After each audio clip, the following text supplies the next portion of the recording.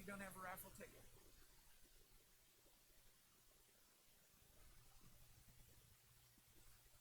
Thank you all. Welcome to our 24th Annual South Central Texas Trade Show and Conference. Please welcome 2025 SAMA Board Chair, Michael Harl. Good morning. Thank you for joining us. Welcome, as Dan said, to the 2025 SAMA Trade Show. We're in for a great day. I'm really excited to have all of y'all here. And first of all, I want to start off by thanking our presenting sponsor this year, CPS. It takes a lot of sponsors to put this together. You always need to have a lead one, and CPS has been fantastic about supporting SAMA over the years. So thank you, CPS, for being our presenting sponsor. I'd also like to thank Comet Science for being our conference speaker sponsor today. Thank you very much. We have our list of presentations here today, and we have lots of exciting speakers. A little bit later, we'll open this door to be able to flow back and forth from the floor into the different presentations. So some very informative presentations today. Right now, I'd like to introduce Chris Harl with Tri-Starr. He's going to be introducing our speakers as we get ready for our first presentation today. Chris, come on up.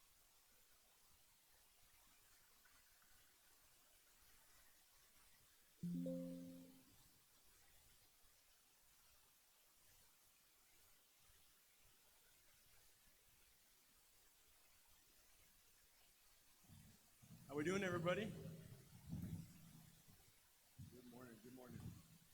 We're excited to take a deep dive into one of the most talked about and often misunderstood topics in modern industry, AI in manufacturing.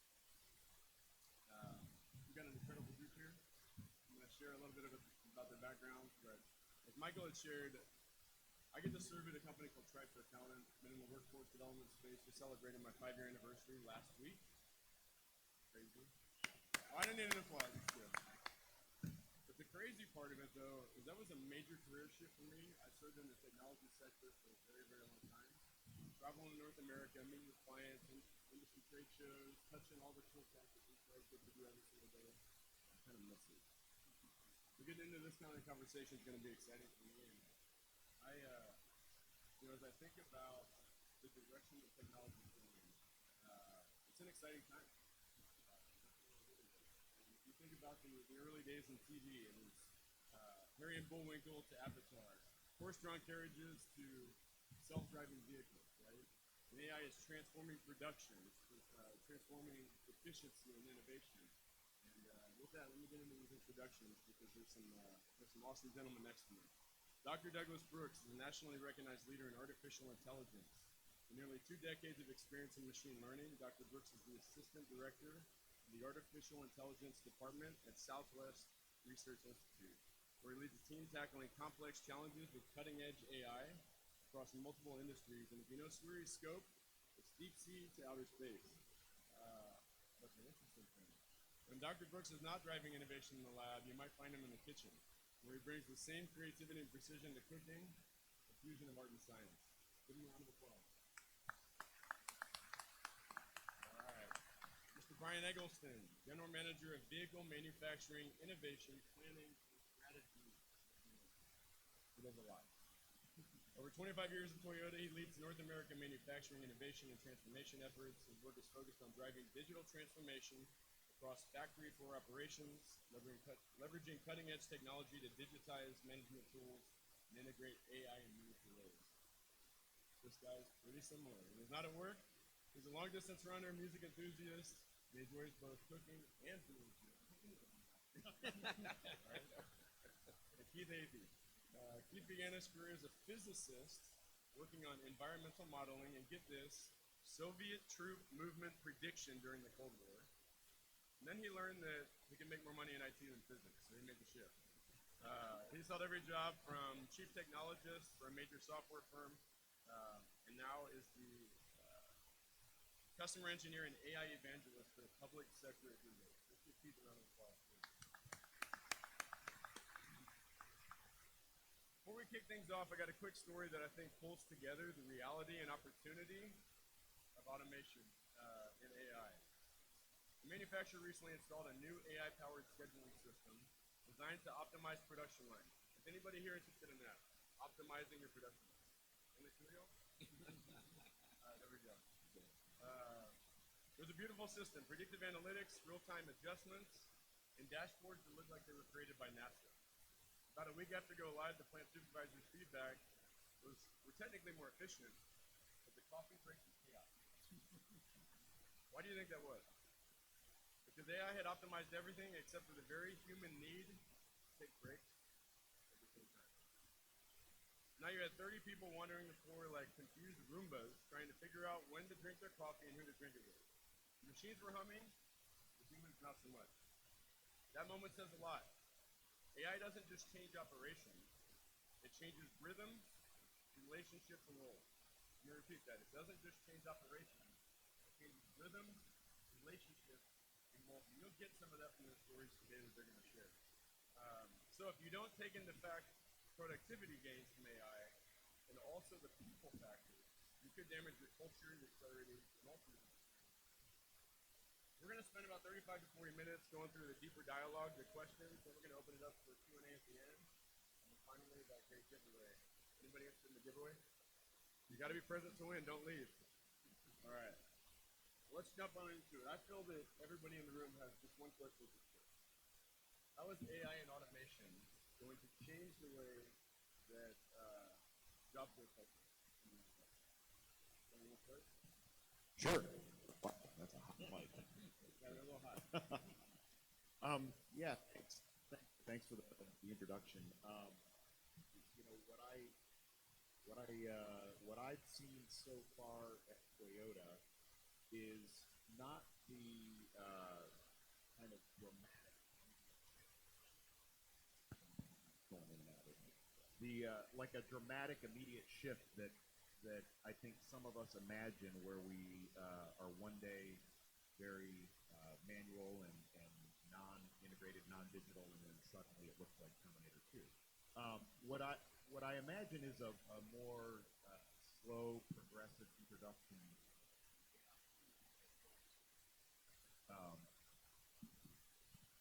May not even identify immediately as AI. I think of AI as kind of the helping hand behind our team members, not replacing the thoughtful work that they do, but really allowing us to better leverage our team members to do meaningful work and taking away the kind of repetitive, less meaningful, more, I guess, day-to-day, I guess I'd say less impactful or effective. Yeah, so I'll follow up to that. You know, the aspect of AI, I think, is going to help improve the productivity, right, of the workers. Right, those mundane tasks where you kind of spin your wheels, you know, doing these entries and like into spreadsheets and things like that. AI can help boost that, right? You'll go a lot faster. So then you can actually spend some time thinking about the more complicated things that AI can solve, right? Those human factors that AI can't do. So I would say AI is often artificial. To me, it's more augmented than artificial. Einstein had a great quote: "If you never memorize knowledge, you'll never become it." So rote knowledge is going to become less and less important. Engineering, back office, whatever. That's still critically important. What's going to happen is, as already been stated, everything's going to get more efficient. You'll have an assistant constantly. And understand, AI, there are detractors, or maybe some in the room, I don't know. I run into them a lot that are afraid of the Terminator experience, right? In fact, I have a slide I usually present that has commander data from, Star Trek on one side and the Terminator on the other, and that's where you are on the spectrum. And depending on the audience, that can vary widely, right? We should ask the audience. Okay, who's here more in the Terminator side of things? You think it's going to be bad? Come on. Okay, who's more commander data?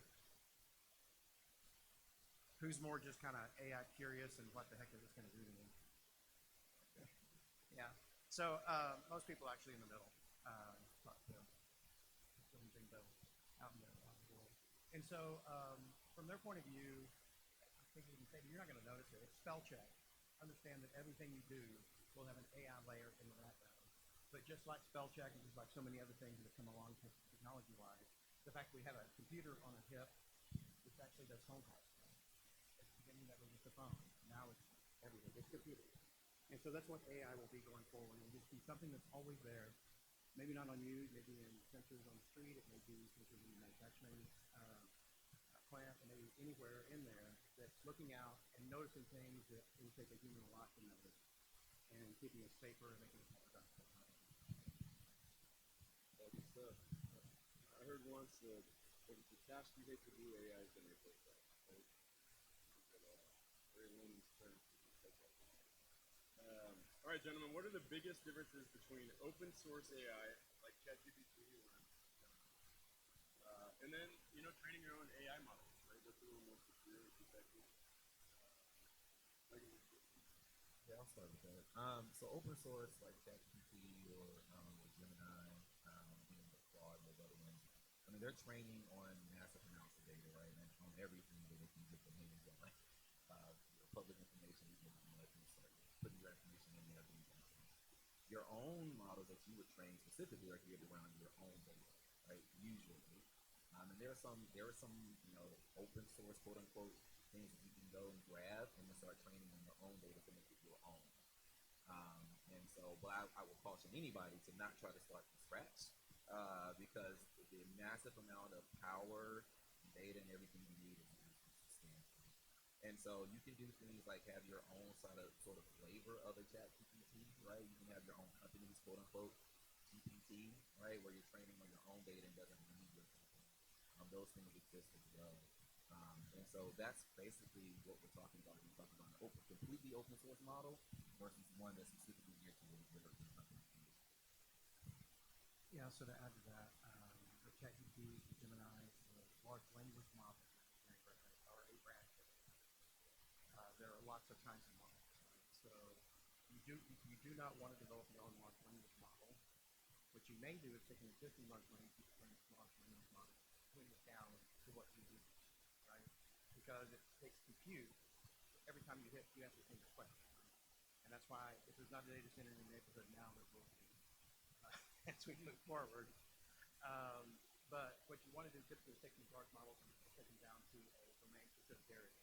The other side of that is training your AI. So at a basic level, all AI is doing is making predictions, right? So if you look at Google's had it forever, right? 2017 is when they first did their but if you see the predictive text on there, so if you're typing out an email or anything else, that's just predicting what they think the next word is going to be, which is really what a large language model does. When you get to generative AI, it's predicting for images, it's pixel, music, notes, so on. So it's just predicting what the next one is going to be. When you get to what I call the more applied AI, which is things like vision AI, which looks at a picture, picks out maybe beside the picture, describes the picture to use things like that. Or you look at a lot of another branch of language, which is like speech to text and speech kind of AI, as well as OCR. Believe it or not, optical character recognition was one of the first use cases for AI that was left in the So all that's just making this picture. Right? So there are times when you will develop your own model, and that could be in very specific domain restricted information that you have to want to protect maybe you'll open source it, maybe you won't. But in that case, you're training it on your data. And there are, and I can only speak to what Google has, but we have something called AutoML, which actually lets you point at the data and then get to the model. Right? Take out all those data science layers in between. Other vendors will have similar kinds of things. So if you do need a model, that is available. I will tell you, however, that need will get less and less as time goes forward because we will have open source models that have different people entering the spaces that do what you need to do. Where we see AI development or model development most often is more in research institutions or research portions of an institute, like a Toyota or whatever. Then they may need to develop their own model to do something. But in general, for the use cases I think we're primarily going to be talking about today, it would be rare for you to develop your own model. In most cases, you'll take your model, take an existing model, and bring it down to what you need. That's perfect. And that kind of transitioned into the next question. Let's say I own a small business and have 2 decades of services. What do I do? Sure, thanks. I think, what the thing that we've struggled with the most at Toyota is what I would say is cleaning the data. making data consistent, using consistent naming conventions, consistent kind of formatting, and all of the ways in which data is disparate across the areas of your business. Where we have stuff that we collect pen and paper on the shop floor with calipers, and we write it down.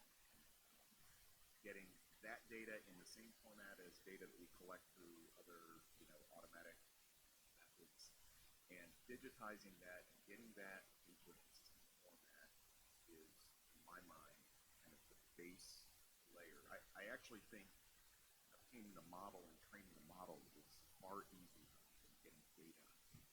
The mass amount of data homogenized and in a format that the model can understand and doesn't give you garbage out.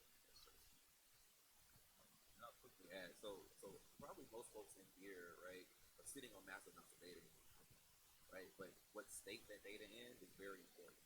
So going through that process now, I think is key. Take time to figure out what you're currently sitting on and how do you make that data more seamless so that you can actually start doing something with it, especially when it comes to AI. Good point. We're integrating a new CRM at Tri-Starr, and I had to clean 35,000 contacts from my spreadsheet. I can't imagine 20 years of data, right? Yeah, so I mean, I've been in this world for a long time, and like we've collected data and drawn images and stuff, and it's massive. I mean, I think statistically, 80% of your data is effectively useless. It is. And with that, I trimmed 24,000 of it.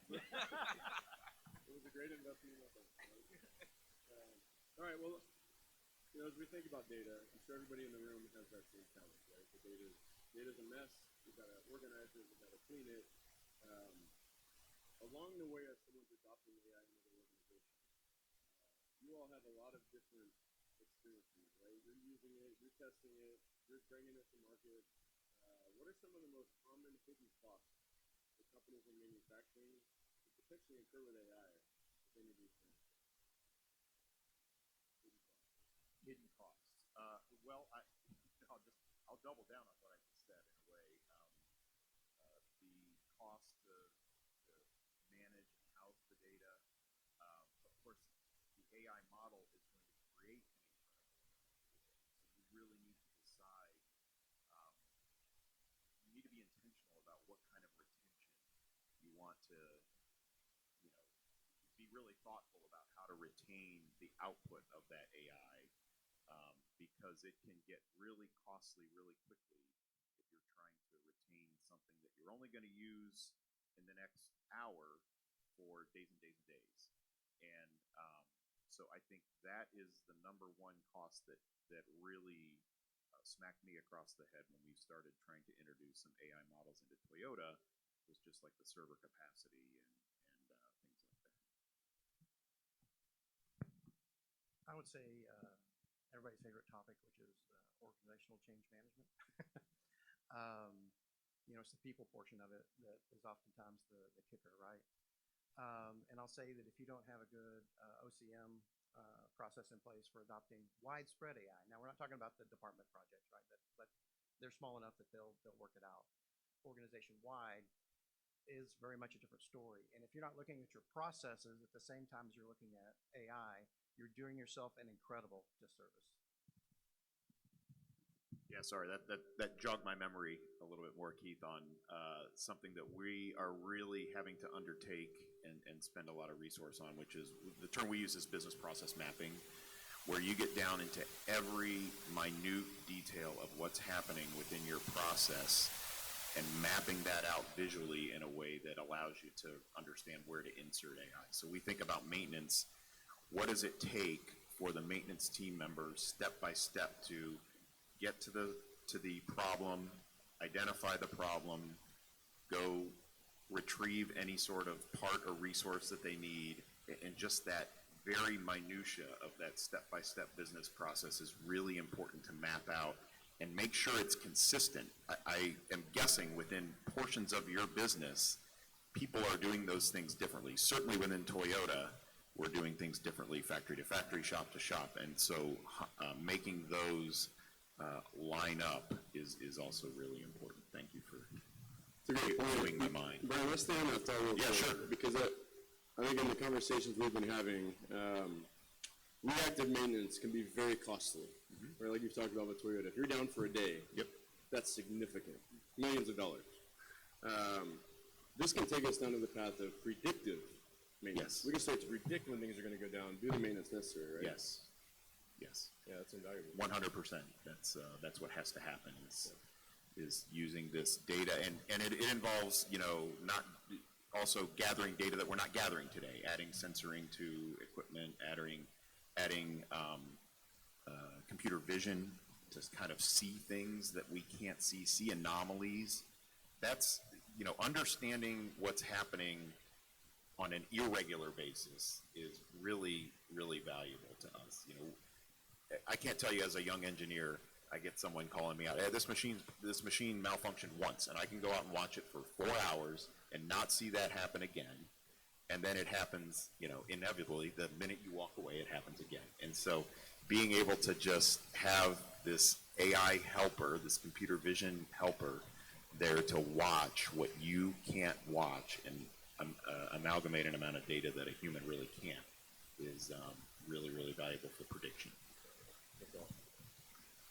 Well, there's obviously a lot of concerns with security today. Cybersecurity is at an all-time rise. We talked about the responsible use of AI. Now, the more open source it may be, employees could go a little rogue. They could be uploading the wrong things into a ChatGPT or Gemini to get the data they need out of it or to validate data. What does responsible use really look like from your experiences? So the rise of large language models have given to a rise of new types of attacks. You used to have SQL injection, for those of you that are familiar with the WASP-10 security vulnerabilities, SQL injection, JavaScript injection, and so forth and so on. And this is the way that bad actors would actually come into your website, inject some bad code into the response that they do, and that would be misinterpreted by the parser on the back end that gets that response and do something horrible to your databases or your back-end systems or whatever, right? There's a new one called prompt injection. So a prompt, in the simplest terms, is just a question that you ask a large language model to resolve for you. And now there's a whole new vector called prompt injection, where it's actually injecting bad information via that prompt into the model, and taking the results and injecting information into the results to give you bad results back. So it's a brand new thing that we didn't have a few years ago necessarily. And the industry stepping up. We now have things that'll put guardrails around that to make sure that doesn't happen. But security in general starts at the infrastructure level. So you have to make sure your infrastructure, and those of you that have your own server farms internally, you know all the things you have to do in order to keep that thing secure, and it's a scary landscape out there. The bad news is that AI is so powerful that the bad actors are now using it to find new ways to get into your infrastructure. And of course, it's an arms race, right? So the security companies, Google and others, are now use AI to fight the AI. So we really are getting into a war games kind of thing where they're actually out there battling each other with human intervention, right? So if you think about everything you do to secure a computer system, some of you may be familiar with that, it's a similar concept as what you're going to do to protect your models and other things going forward.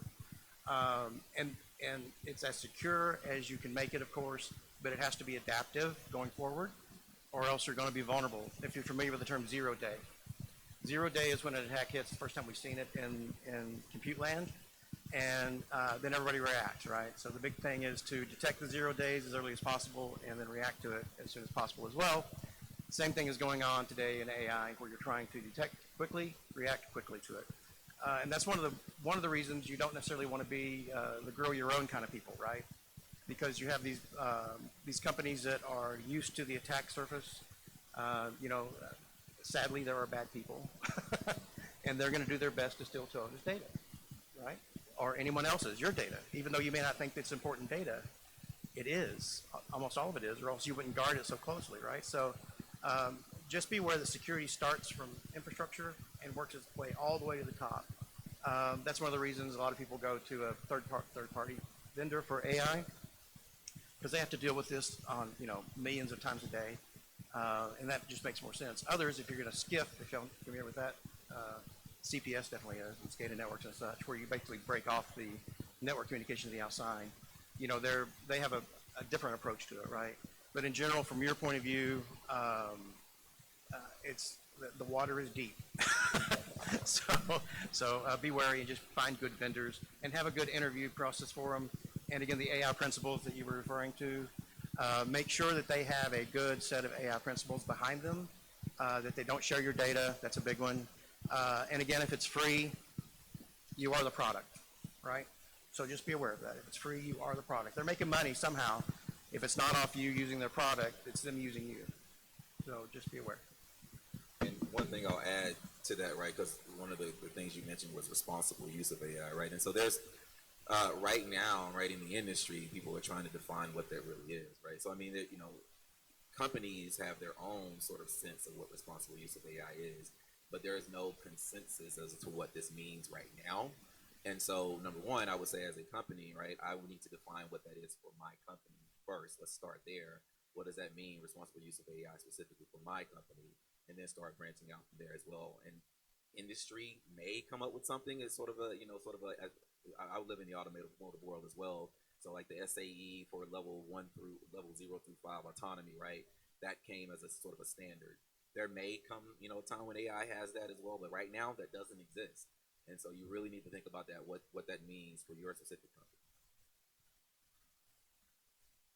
Yeah, thanks, Keith. You're scaring me. I'll maybe back up just one level and say that when it comes to the responsible use of AI, I think within, you know, large organizations with a wide spectrum of exposure to AI, I think education of your team and just how important your company considers the data that you have to being, you know, the secret sauce of what you do. Making that point so clear to your team members and how that's your competitive advantage is really important. You know, at Toyota, we used to think of ourselves as a car company, and now we're in the words of our CEO, we're a data-driven mobility company, and data's at the center of our competitiveness. And so making sure that our teams understand just how important that is for our survival as a company is really important. And I'll quickly add, if you're going to look, if this is a new concept to you, go and look at Google AI principles. Google it. And it'll give you a start of how Google approaches AI. And from our point of view, it needs to be socially beneficial. There always needs to be a human reviewing anything that could impact, right, people's lives. But there's a list of things that we do and don't do with AI. And if you're trying to form your own AI principles as you're looking at vendors, please go out and review that first just to kind of get a start on it. It's good stuff. How should leaders balance automation with the need to retain and upskill their workforce? There's a talent war out there. I live this every day. There is. There is a talent war for sure. And, you know, we're fortunate or unfortunate, depending on your perspective, to, you know, enjoy very low unemployment in this country. And so that is fueling this talent war.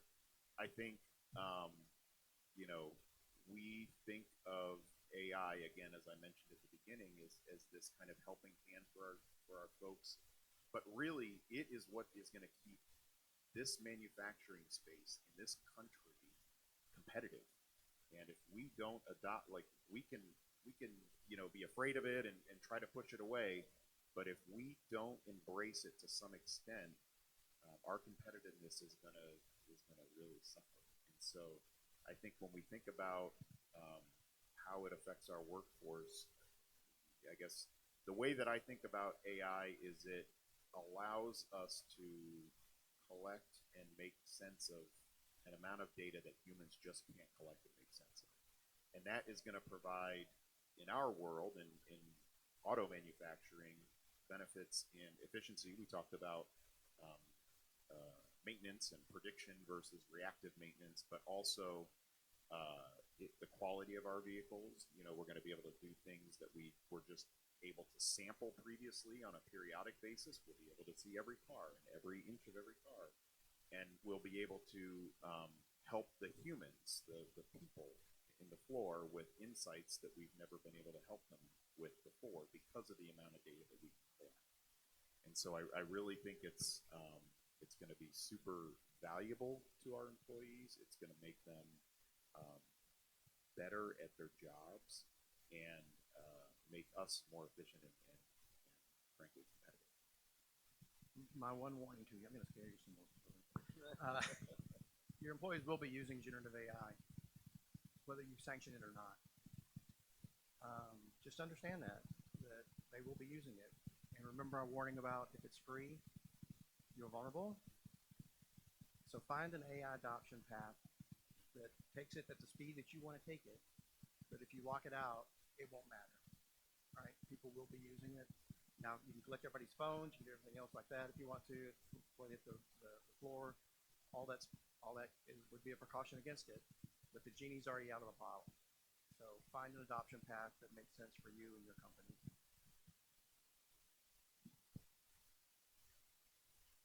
All right, guys, last question, and then we'll go to the Q&A. Did y'all write questions down yet? You got the questions ready? No? Who's got a question? Okay. All right. We're going to come back. I'm going to come around and start prodding it. All right, last question for y'all from my side of the house. Let's look ahead. 3 to 5 years. What AI capability do you believe will most disrupt or accelerate manufacturing competitiveness? Brian was eager for that one. Well, I don't know that it's going to be that much different from the answers that I've provided. And we think about disruption. I really think it's going to be a step-by-step progression. Like I said before, I don't think it's going to go like no AI to flip a switch and the whole factory is going to be different. But I just think that our ability to be more efficient in the areas of quality, in the areas of productivity, and in things like, I guess in our world, ergonomics and injury prevention are areas where we really see a dramatic, I guess, potential for reduction in those areas. So that's what I see. I see a digitized environment where we've got so much more insight and the ability to move from reaction to prediction. Prediction of quality problems, prediction of ergonomics problems, prediction of downtime and potential failures. Just that real wholesale transition from reactive to predictive management. So I'll add a couple of things. So one, I think you'll see on the floor probably more human-machine interaction, like things happening as well. So those will start to happen, I believe, in the near future. So that question is really tough because I think what's also going to happen is with generative AI, there are so many things that we don't know that's going to start to happen too. And many of these bigger companies are pushing, like, seriously, AGI, right? They're pushing that. Where you have general intelligence. And so if you get to that, if you really get to that, there'll be things that are created that are brand new that we never conceived of. And so you can start thinking about, hey, I never even thought about designing a car this way, right? I never even thought about doing it this way. And so that's when it becomes like really exciting, scary for some folks, but also really exciting too, where you see some really different things really happening on the floor still. So I don't feel, I think I can make this reference in this audience. Some audiences are a little young when I speak in university crowds, and I never feel older than when I make a reference at a university and nobody gets it. So y'all have seen Iron Man, right? Thank God. If you recall in that movie when he first puts on the helmet, all kinds of visuals are popping across his field of view. I think I see, and we have Project Astra. If you want to look that up, you can Google it. It's some of our initial work with this kind of thing, where the AI is there watching at the same time you're looking at things. But my favorite part of that video is where are my glasses? I would do it just for that, quite honestly.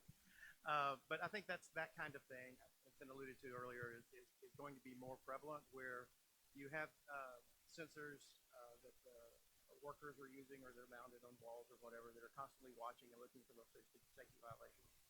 And it's going to learn over time, so that when you see a safety incident occur, it can go back in time, run the analytics on why that occurred, and then spot that earlier, right? So OSHA is going to be happier.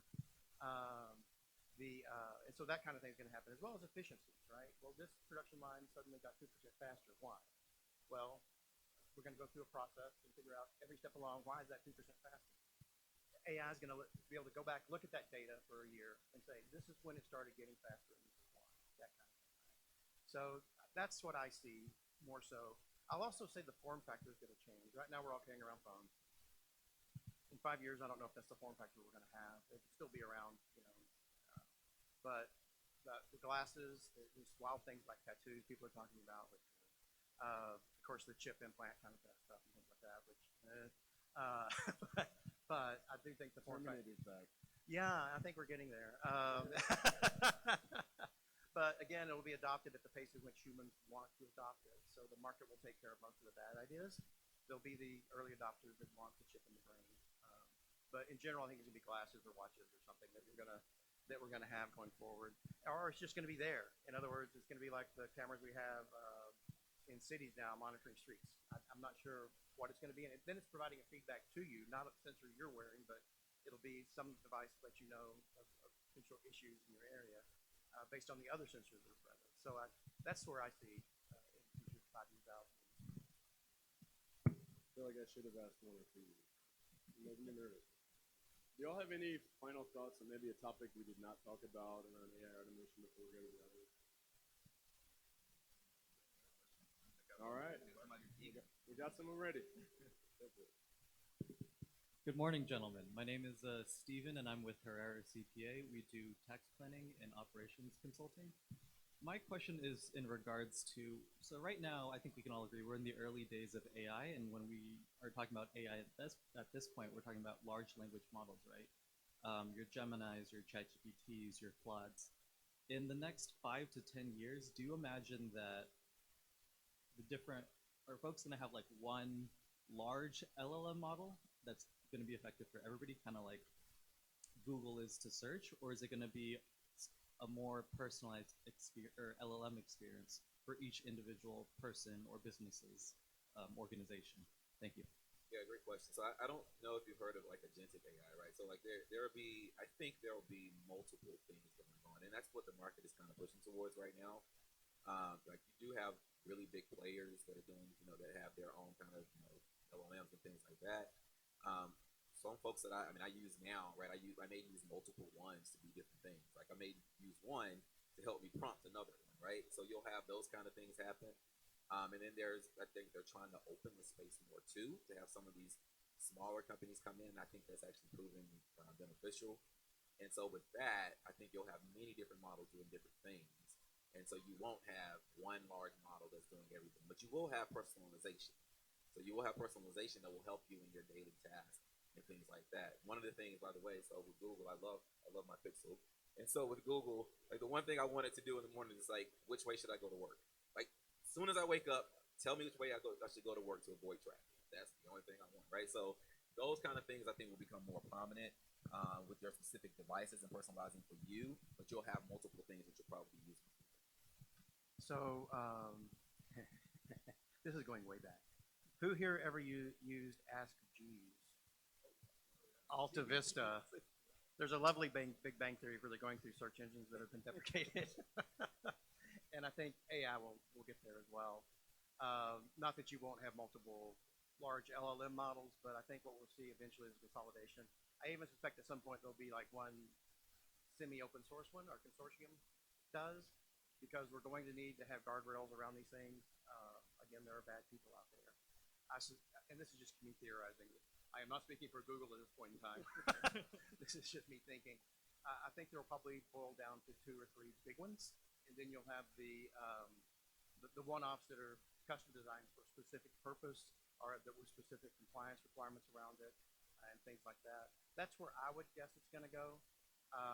But I wouldn't guess that we would basically be living in Star Trek right now, where you ask a computer to do something that runs off and does it, right? And so we are in Star Trek, minus the replicators. I'm still waiting on those. But as far as back in the 60s, when they were doing that stuff with the computer, like the voice response kind of thing, we're there. and I didn't think we'd get there in our lifetime, but here we are. Great. Thank you so much. All right, go ahead and step up to the microphone, please. Quincy White with Benlay LLC. How do we vet out contractors and third parties to use? Because I'm a little iffy in having a large company and a medium-sized company and being scammed before. With scammers today are just as advanced inside of AI. And how do we actually use AI to vet out to know who's who in that way? And also, inside of a second question is inside of a budgeting tip to integrate it with staff from 0 to 500 people. How do we weigh out the cost effectiveness of using AI compared to humans?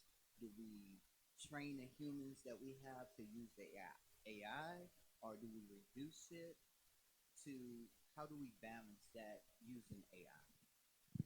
First thing you should do if you don't have one right now is figure out a way to enforce critical thinking skills in your staff, period, full stop. You can do that in any number of ways, lots of online stuff. Critical thinking skills is what separates us from AI right now. So, in answer to your question about how do I pick one, analyst reports, so Gartner, Forrester, there's a bunch of them. Or there's also industry-specific ratings, kind of like consumer reports for products, right? And so you're going to want to look at those. You're going to want to look at how long that company's been around. If you have time, look at the funding source. Are they a venture capital kind of thing or not? So when you're looking at an AI company, look at it like you would any vendor that you're going to do business with from a parts or manufacturing standpoint. Make sure they're going to be around, and make sure that if you do choose something a little more risky, there's a path to something else kind of thing, right? And that's easy to do, not easy to do. You can do it with data. As long as the data governance is good, they're going to be good. And so that addresses a couple of points in there, but just your vendors, make sure they're solid. Yeah, and I can maybe talk to how we approach the cost and the return on investment, which I think was your second question. Yeah, I think if you and some of your other key leaders take a look at your operation and think about what portion of it is causing you the most trouble, where gathering a large amount and analyzing a large amount of data could help you. If your operation is very, very automated and doesn't involve a lot of team members, then maybe you don't have a lot of safety or ergonomics problems, but you have trouble with predicting when your operation is going to go down and recovering that. Maybe using AI in the maintenance space is the best. And think about, if I improve the term we use is operational availability or OA. If we improve our OA by 1-2%, at least in our world, that's a significant amount of revenue that we can keep, or money we can not spend. So that's kind of how we think about justifying the cost of AI. To counter that, if you're a very, very manual operation, but you suffer from a lot of repetitive motion injuries, you may want to think about the cost of the ergonomic burden that your team members are realizing, and how that cost can be reduced through some AI and predictive models. It's really what you want to change from reactive to predictive that you think would give you the most improvement in your operation.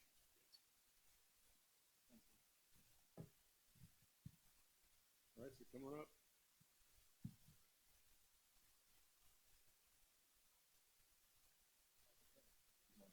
Alejandro Veraza from AV Operations and Project Management.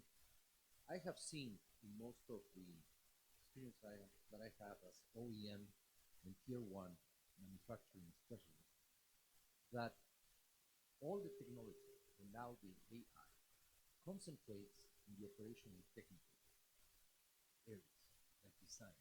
But what about the other areas, administrative areas, purchasing areas? You are talking about predictive maintenance. Okay, the technical people will do that. Maybe they will get there. But what about if there is not a single screw?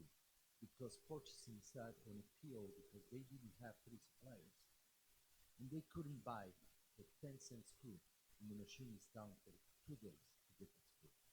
AI will help the operations, but will not help the administrative people if they don't jump into it.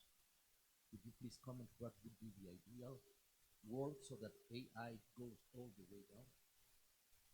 Well, I think you're exactly correct. I mean, we imagine using AI not just in the manufacturing floor, but I'll give you an example within Toyota. We are also trying to implement AI in our supply chain optimization, and I guess we would consider that more of a administrative or, as you say, back office function. But using our computer and data to decide, for example, when to expedite parts from a supplier, or when to slow down parts from a supplier, or when to,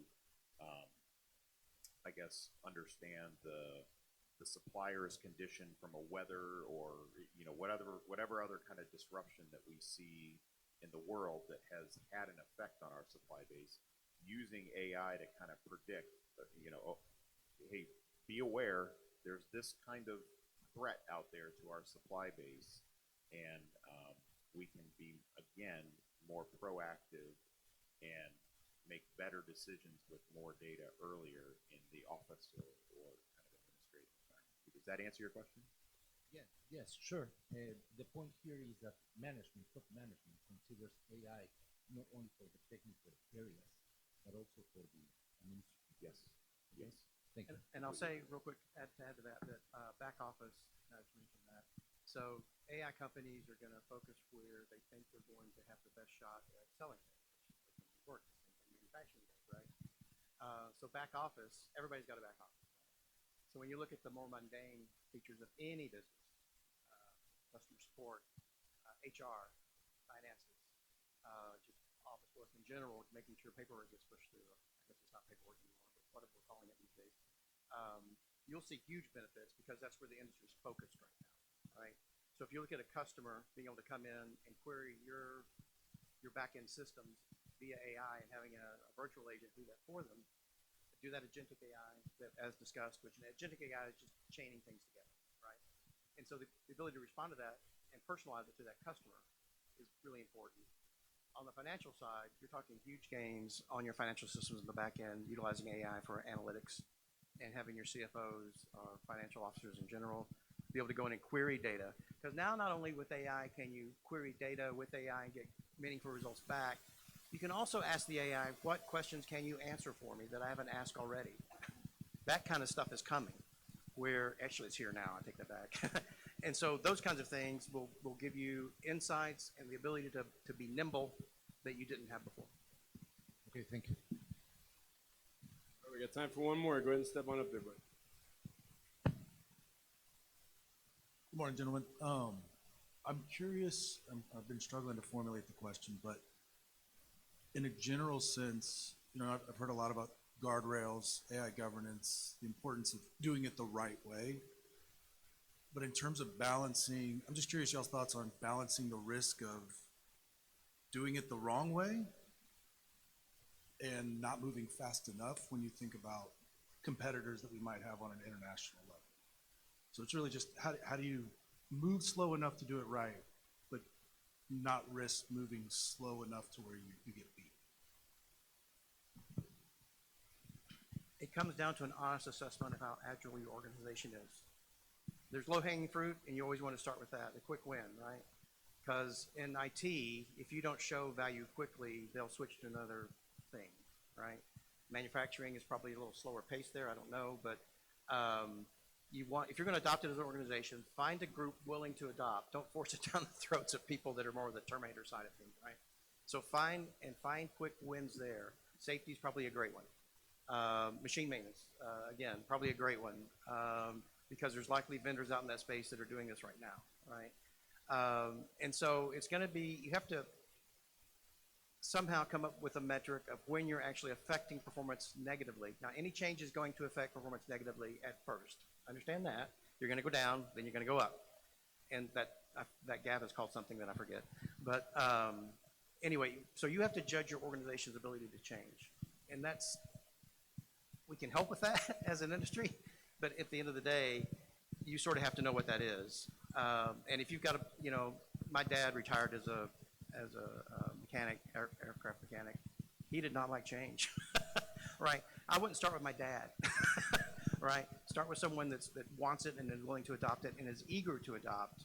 But at the same time, now you've got to kind of pull those people back a little bit, right? And make sure they adopt it at a good pace.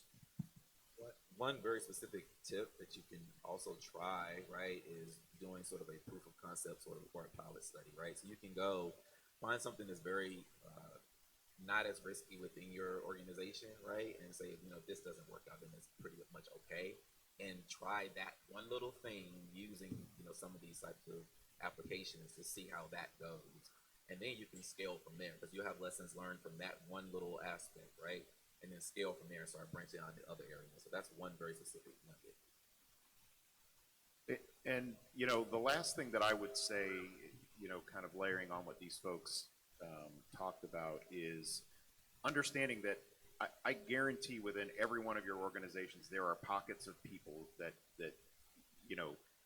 AI and computer-related things are almost a hobby for them. And how can you lean into those folks and help them, be your evangelists within your organization to adopting AI? I think, one of the biggest things that we've had success with at Toyota is identifying a few of those folks and then beginning to upskill and put data in the hands of the team members at the working level and letting them understand how this technology is here to help them improve their daily work. I mean, I'm sure there's things within your job, within everyone's job that you just can't stand doing and that you look at and you think, why have I been doing this for 20 years?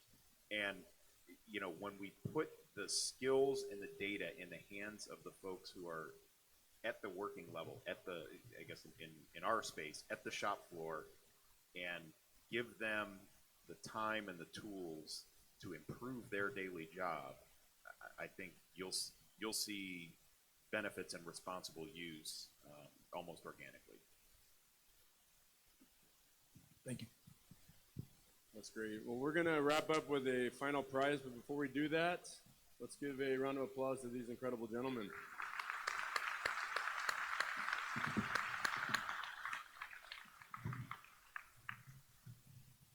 All right, Michael, are you Vanna White or am I? What a great job by the gentleman up here today. I want to say again, thank you very much. Did y'all learn anything today? So how many people have written a prompt in the last week? The rest of you are falling behind. I would just tell you this. I've observed my daughter in college, and I said, it occurs to me that the workplace is going to change quite a bit, and it's going to go to the people who embrace and understand how to think logically and request information. So what things I heard today at Genix, I learned something there. I heard AI champion, which I think is a really smart way for a business, large or small, to think about it. And I also heard that standard information or rote information is going to be commonplace, but how do you access it? How do you utilize it? So this is happening. It's happening quickly, and this has been very educational. Thank you very much. All right, Chris, I'm going to let you do the drawing. First of all, for each of the sessions today, we do have some really nice gifts that were donated to us by the Barrett County Economic Development Foundation. The first one for this session is the Ray-Ban Wayfarer glasses, and I think the retail on these is like $300. And so, without further ado, Can you call my Ray-Ban glasses? sure. Yeah, I like that. All right, Doug, what's your number? I know you want to. It's 325-7374. It is a must be present to win. 325-7374. Going once. Oh, over here to the right? No? Oh. Close? Okay. We have a winner? Come on up. Yep. That's it.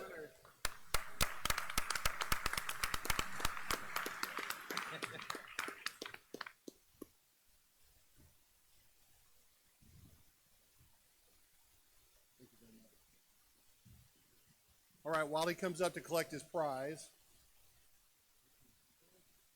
So here's what's next for the day. We are getting ready to kick off the official opening of the show. When we finish here, you're going to exit to your right, my left, and we're going to gather there, and we're going to do an official kickoff and welcome into the show. So thank you everybody for joining, and our next session is at what time, Dan? 11? 11 o'clock. Thanks, everybody.